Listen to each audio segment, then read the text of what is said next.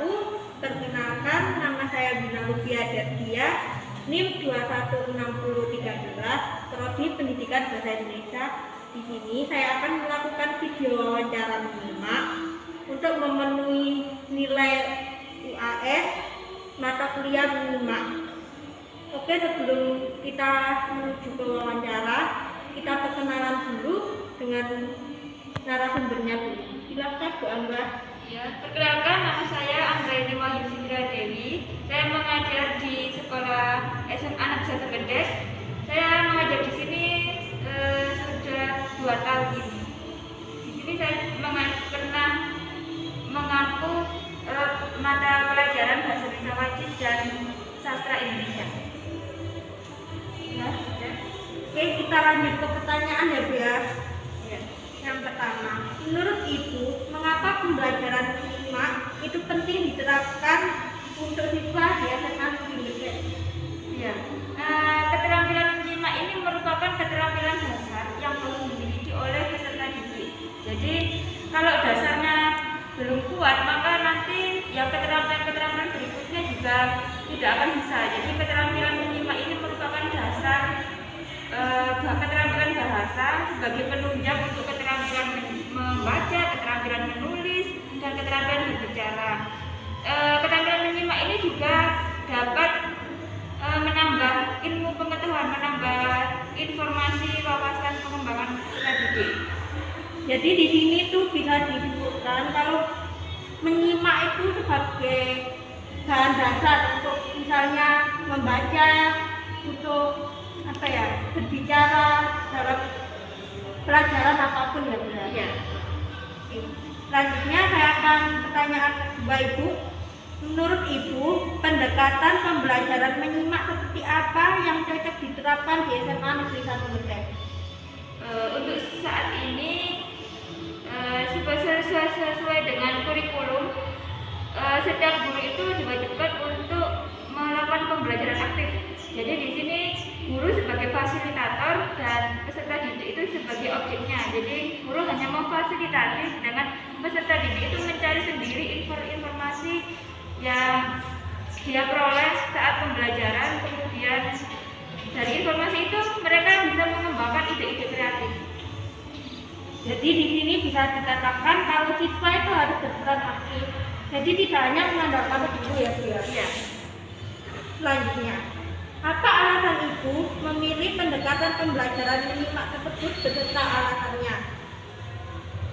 Karena dalam pembelajaran aktif itu tadi kan guru sebagai fasilitator dan peserta didik sebagai objeknya.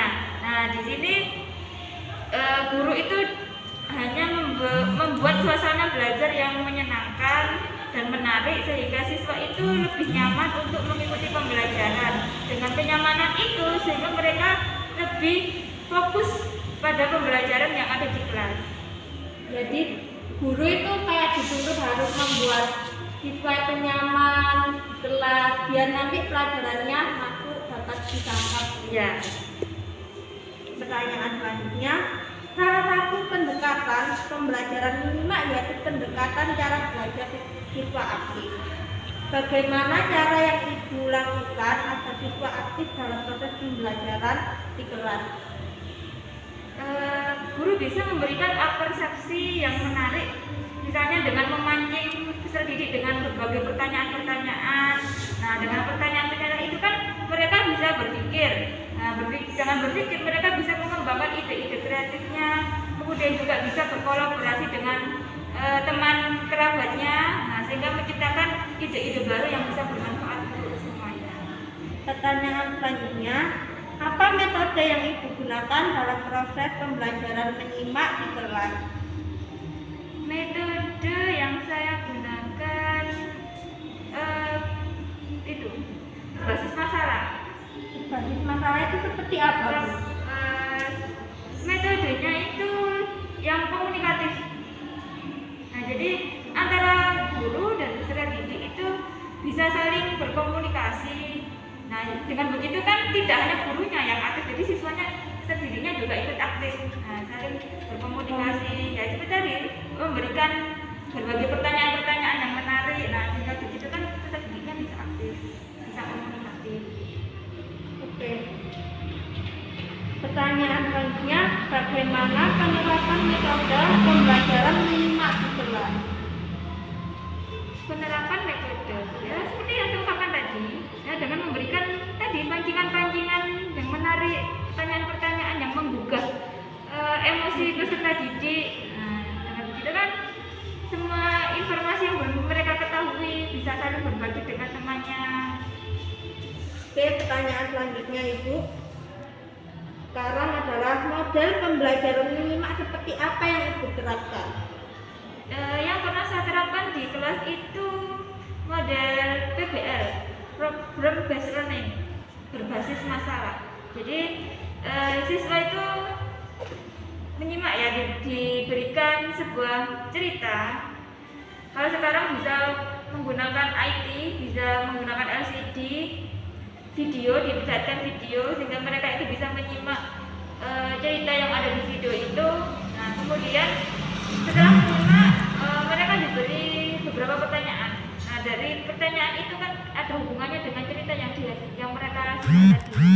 Jadi dia peserta didik bisa mengingat-ingat apa sih yang saya lihat tadi, bisa mengamati cerita yang ada dalam video. Pertanyaan selanjutnya, apa model pembelajaran yang paling efektif diterapkan di kelas? Model yang paling efektif yang dari sekian yang pernah saya lakukan ya yang itu tadi, berbasis masalah itu tadi. Jadi siswa diberikan masalah, diberikan, kalau menyimak kan berarti diberikan cerita ya, kita biasa mendengarkan cerita, kemudian ada beberapa pertanyaan-pertanyaan yang harus mereka selesaikan. Nah, itu yang paling mengena dari sekian pendekatan yang pernah saya lakukan. Oke. Pertanyaan selanjutnya, apa kendala yang Ibu alami saat melakukan model pembelajaran? Untuk kendalanya itu mungkin ada beberapa siswa yang tidak memperhatikan, tidak menyimak cerita yang ada di depan. Nah, jadi ketika cerita itu selesai, kemudian ada pertanyaan, nah mereka kesulitan untuk menjawab pertanyaan itu karena kurangnya konsentrasi mereka dalam menyimak cerita. Jadi masa pembelajaran menyimak ini perlu konsentrasi yang tinggi ya Bu? Ya. Kalau konsentrasinya kurang ya mereka tidak bisa menerima informasi dengan jelas, dengan lengkap. Sekarang pertanyaan selanjutnya, apa teknik yang Ibu gunakan untuk proses pembelajaran menyimak? Teknik yang saya gunakan itu simak cerita. Jadi di kompetensi dasar, kan saya mengajar kelas 10 ya, di kompetensi dasar itu lebih banyak KD-nya itu menceritakan kembali. Jadi dalam pembelajaran mereka menyimak sebuah cerita, dalam menyimak video cerita. Nah, kemudian setelah itu mereka bisa merangkumnya dalam lembar kerja. Nah, itu mereka bisa menggunakan kata-katanya sendiri dengan bahasa kalimatnya sendiri. Kemudian mereka bisa menceritakan kembali di depan kelas, di depan teman-temannya. Jadi simak cerita tadi Iya, yang simak cerita.